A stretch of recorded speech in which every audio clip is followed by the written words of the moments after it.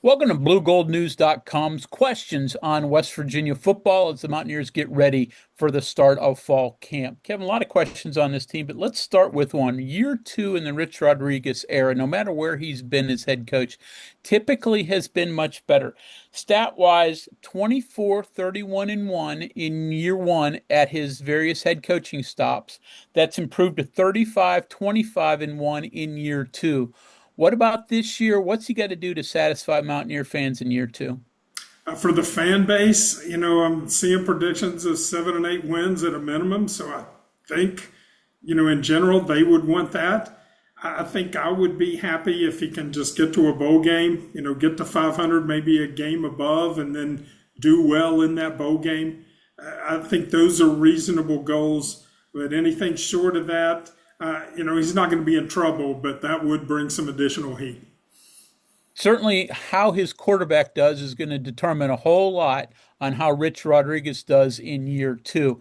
West Virginia has two quarterbacks that have significant FBS and really Power Four experience in Michael Hawkins and Scotty Fox. What do you think of those two? Who has the attributes that Rich Rod wants in his system?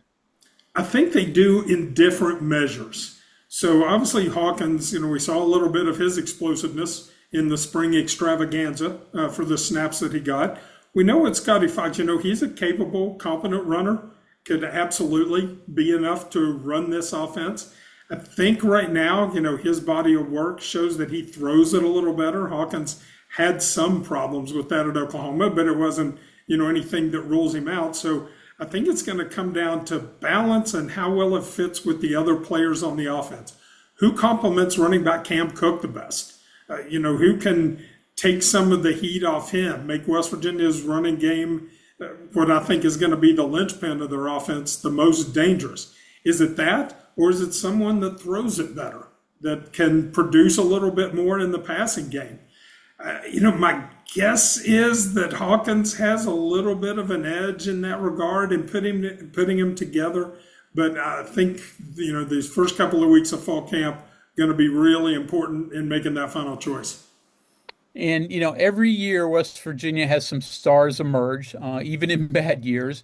With so much turnover this coming year, with barely a third of the roster returning from 2025, there are a lot of possibilities this year. Those that could emerge as stars for this coming season. I'll start with it real quick. I mean, Cam Cook at running back is sort of an obvious. He led all of the FBS ranks in rushing last year with over 1,600 yards while he was at Jacksonville State. He's an obvious one for me. For you, who do you think is going to emerge as a potential star for the Mountaineers? Yeah, and just to echo a little bit of what you're saying, yeah, Cam Cook is the obvious choice, but he has to be great. I think West Virginia has made a lot of investment in that in boosting the running game. Defensively, I'm going to pick a safety, Andrew Paldrell, a transfer from UNLV. Obviously, the Mountaineers need a bunch of help in the secondary.